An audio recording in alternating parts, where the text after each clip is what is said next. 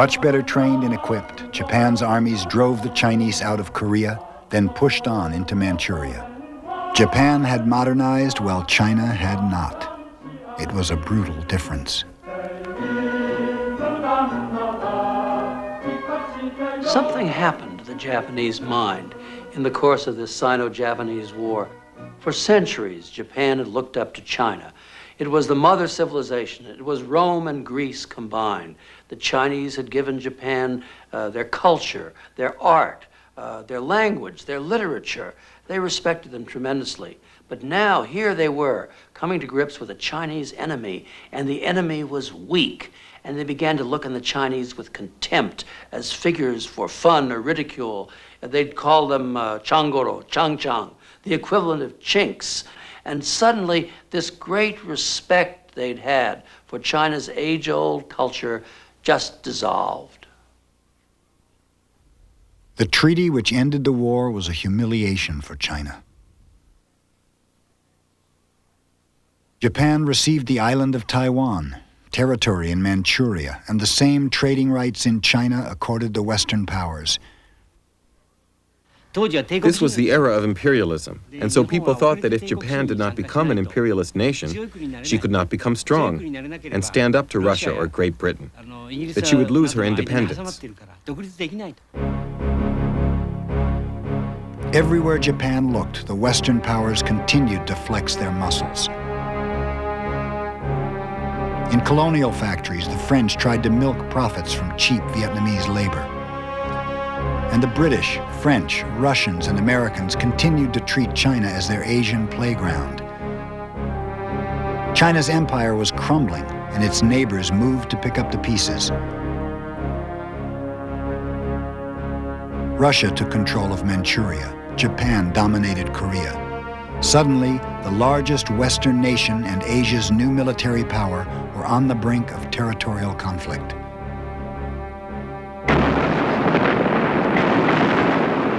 In 1904, Japan launched a surprise attack and crippled the Russian fleet. 2 days later, Japan declared war.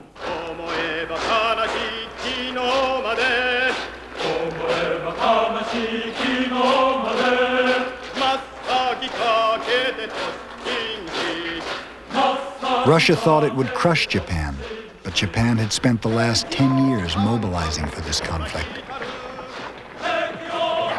Marching into Manchuria to confront the Russians, Japan's army was confident, disciplined, and well-armed.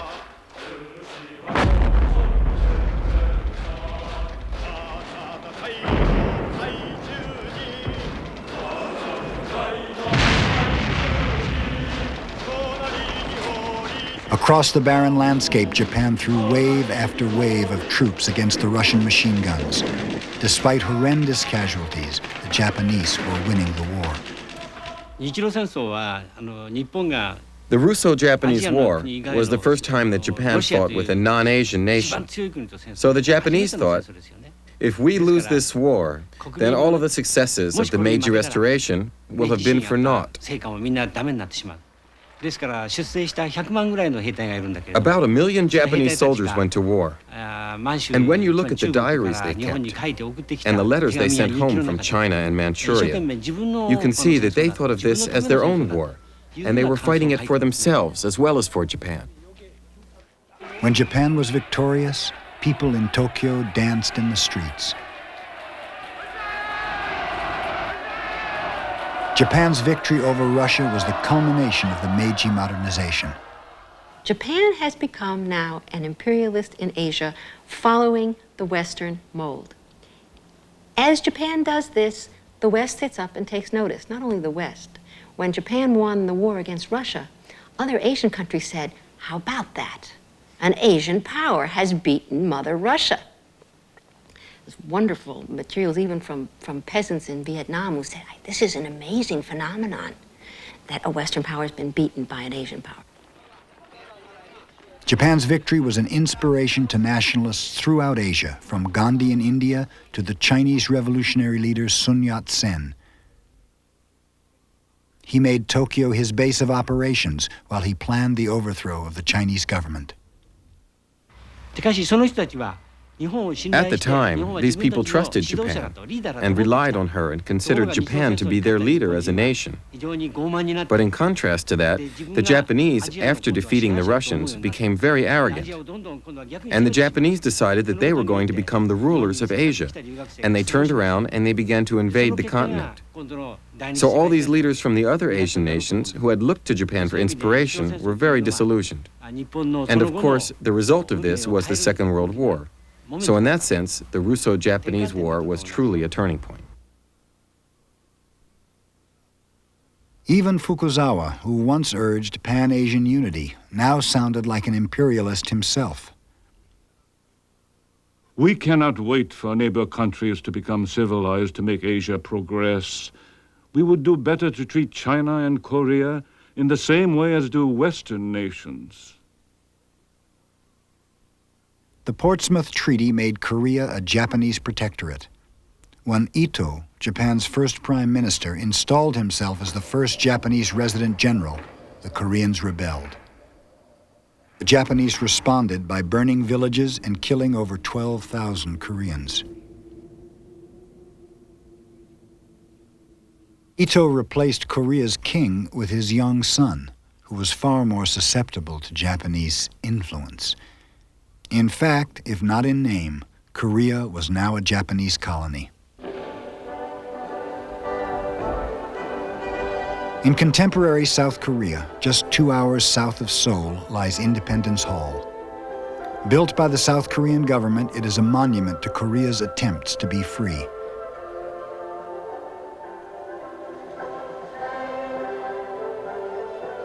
Inside, an entire building is devoted to depicting the brutality of Japan's domination of Korea.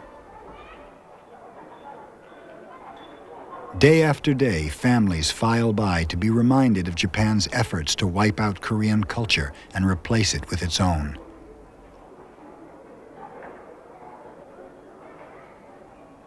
Japan really ends up in loco imperialis, in place of the imperial powers, causing nationalism directed against its own depredation, its own predatory imperialism. So Asia has always been ambivalent toward Japan, proud and angry, and that remains today as well. By 1912, the Japanese themselves had mixed feelings about their swift rise to economic and military power. They were saying to themselves, what price? Progress. We have all these factories. Haven't we lost something? Is all this speed up worth it? And there were really ambivalent feelings all over Japan, especially among Japan's literary men, the writers, the thinkers of that time. The poet laureate of this new ambivalence was Natsume Soseki, Japan's most famous novelist.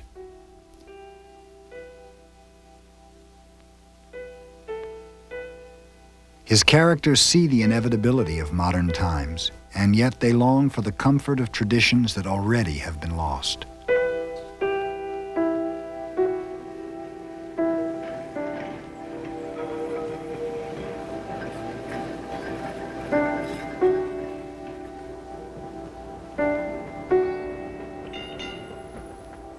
You sat there in a streetcar along with other people. You didn't know who they were. You were completely alienated. Loneliness is the price we have to pay for living in the modern age, said Soseki.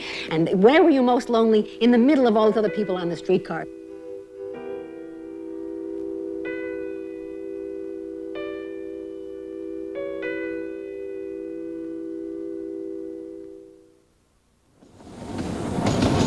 Well, for the laboring classes in Tokyo, the streetcar for the first time was a public conveyance they could afford.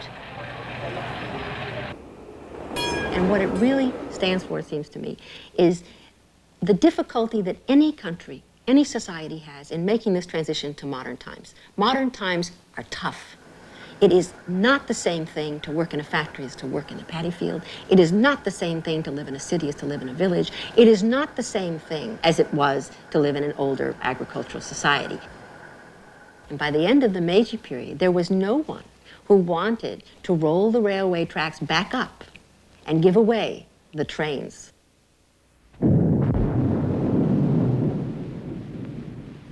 In his most famous novel, Kokoro, Soseki recalled the death of Meiji in 1912.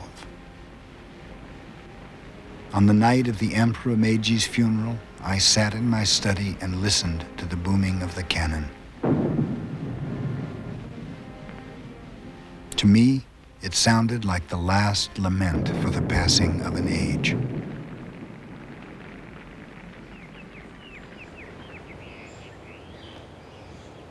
Now the Meiji Emperor rests in this quiet tomb outside of Kyoto.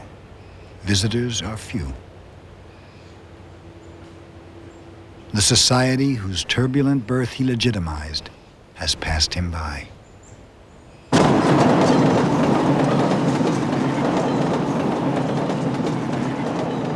It was Meiji's era that revolutionized Japan.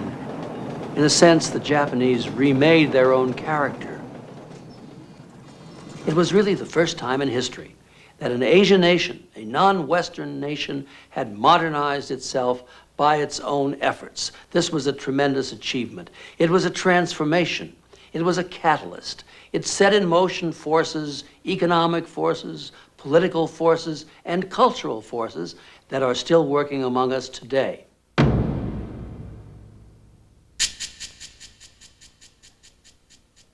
The nationalism inspired by Meiji would lead to a war in the Pacific and provoke revolutions in Vietnam and Indonesia. The brief era of Western domination would end abruptly as Asians rose to reclaim the region.